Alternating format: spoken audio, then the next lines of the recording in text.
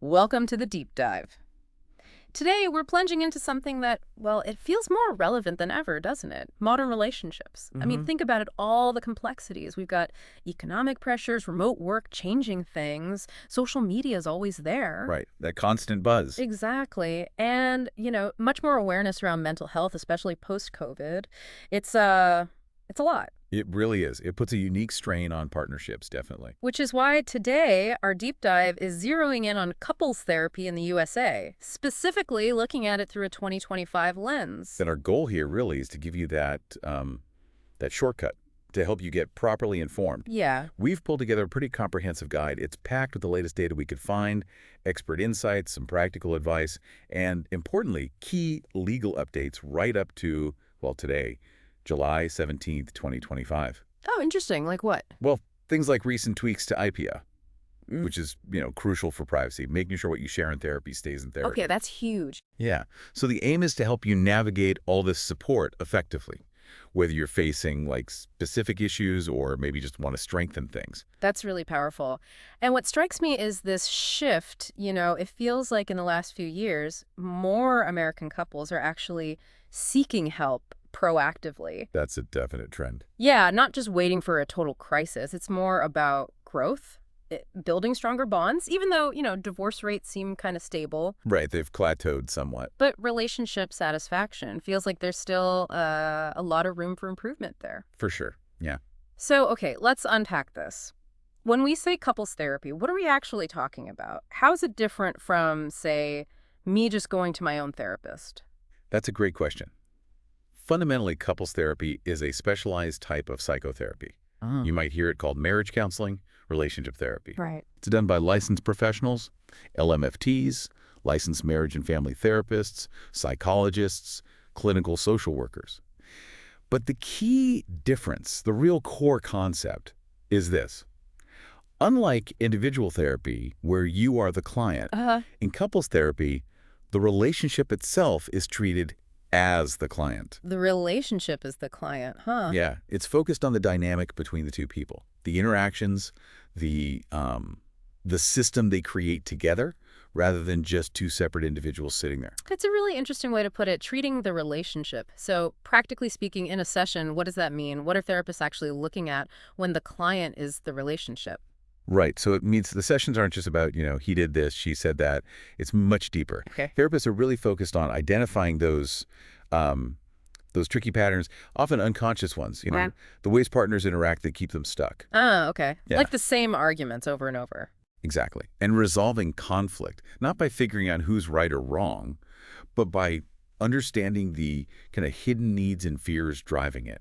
And crucially, it's about building skills, practical tools for long-term harmony. Skills like what? Things like better communication, obviously, but also managing intimacy issues, navigating those external pressures, work stress, family stuff, just the daily grind. It can be fairly short-term, maybe like 6 to 12 sessions sometimes. Or longer. Or it can be ongoing, yeah. Depends entirely on what that specific client, that relationship needs to create lasting change. Okay, this is where it gets really interesting for, I think, a lot of people listening. What are the actual, tangible benefits, especially for couples in the U.S. dealing with all these modern pressures we talked about? It sounds like it's more than just fixing problems. Oh, it really is. The advantages can be quite transformative. So number one, probably what most people think of, improved communication. Right. But it's not just talking more. It's learning how to express what you need, what you feel, without it turning into blame. It's about spotting those hidden dances in your conversations. Hidden dances. Yeah, like why do we always end up arguing about this, or why does one person shut down? Therapy helps you see that pattern and then, change the steps, reduces those constant misunderstandings. Yeah, I think so many couples feel like they are talking, but maybe getting nowhere. So it's changing how you talk? Exactly. How you talk, what's really being said underneath, it's about clarity, connection, not just volume. And tied to that is conflict resolution. Makes sense. You get actual tools, strategies to handle disagreements constructively so they don't just fester and build resentment. It's Right. also huge for rebuilding trust. Oh, yeah. After infidelity or... Or even financial secrets, yeah, things that really damage the foundation. Therapy provides a space to work through that, maybe foster security again. And for couples feeling distant, it works on strengthening emotional bonds. Intimacy, empathy. Exactly. Which is so vital with, work-life balance being such a mess for many. It's also about preventive maintenance. Like for your car. Kind of. Yeah, building resilience before big challenges hit like having kids or a major career shift. And finally, all of this contributes to overall well-being. Individual mental health often improves too.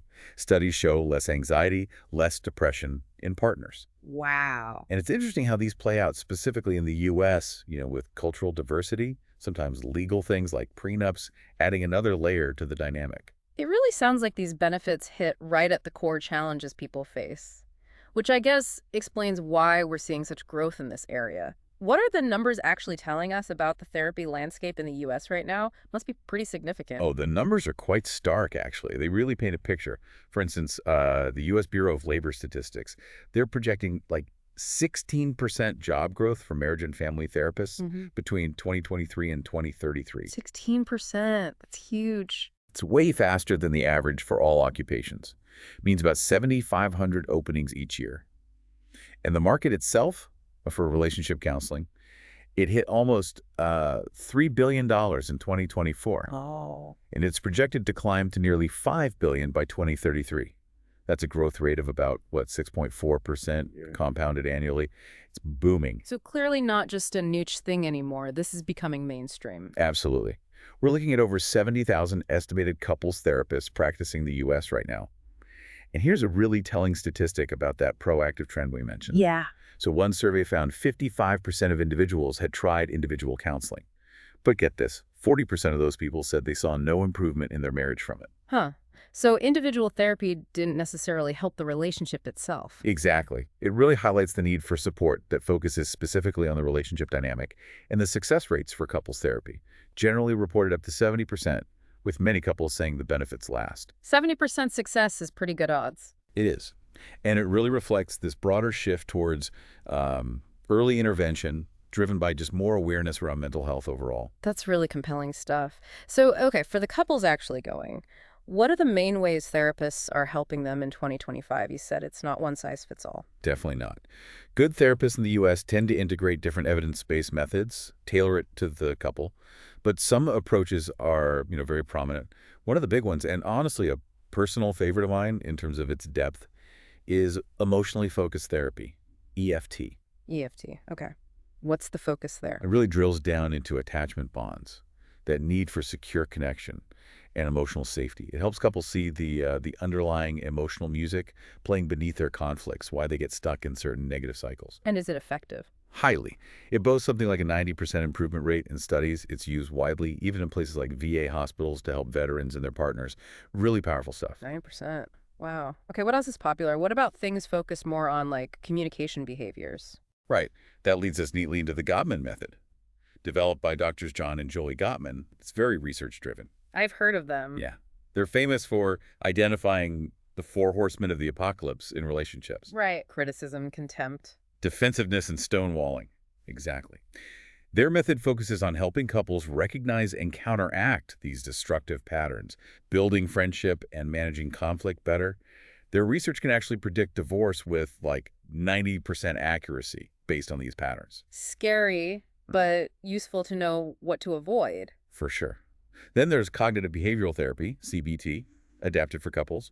That's more focused on changing specific negative thought patterns and behaviors that fuel conflict, often very practical, good for specific issues, and frequently covered by insurance. Okay. We also see imago relationship therapy. This one digs into how childhood experiences might influence who we choose as partners and why we clash. It uses a very structured dialogue process, popularized by Harville Hendricks, often through workshops. Interesting, that connection to childhood. And finally, another strong one is integrative behavioral couple therapy, or IBCT. It blends acceptance and change. So accepting differences you can't change while working on areas you can. It's also evidence-based, supported by NIH research, good for diverse couples. And, in 2025, we're also seeing more hybrid models, things incorporating mindfulness apps, maybe more specialized protocols for issues like partner aggression. It's quite a toolbox therapists have then. Definitely. So with all this amazing potential help available, when should someone actually think about, making that call? It sounds like waiting for a massive crisis isn't the best idea. You are absolutely right. The key takeaway really is proactive engagement. Don't wait until the house is, already on fire. Right. There are common signs, sometimes subtle, that suggest it might be a good time to seek support before things get really bad. Okay, so what should listeners be looking out for? What are those signals in their own relationships? Well, think about those persistent arguments, the ones that just keep looping. Maybe about finances, chores, parenting, Yeah. whatever it is, you feel stuck. That's a big one. Yeah, the hamster wheel argument. Exactly. Or emotional distance, feeling like you're just roommates maybe. A noticeable lack of intimacy, physical or emotional. A general sense of disconnection. Yeah. If you're experiencing those kinds of things consistently or just feel like someone's off and you can't quite fix it yourselves, that's a really good indicator that therapy could be beneficial. Get help before those small cracks become, deep fissures. So it seems we've covered a lot today. We've really taken a deep dive into couples therapy for 2025. We looked at what it actually is. Treating the relationship as the client. Right. And the huge benefits from communication and trust building right through to just overall well-being. We saw the booming market reflected how important this is becoming. Those growth numbers are significant. Definitely. And explored some of those key methods therapists are using, like EFT, Gottman, CBT, all evidence-based, and crucially, those signs that it might be time to reach out for support. Yeah, it's been a thorough look. And maybe, as we wrap up, here's something to mull over. Okay. We're living in a time with such a strong and important focus on individual mental health. Yeah. But think about that statistic again. 55% tried individual counseling, yet 40% of them saw no improvement in their marriage. Right. So what does that really tell us about the distinct and maybe equally vital need to specifically address the client that is the relationship itself? Not just fixing ourselves individually, but actively tending to the connection between us. It's definitely food for thought as you navigate your own connections.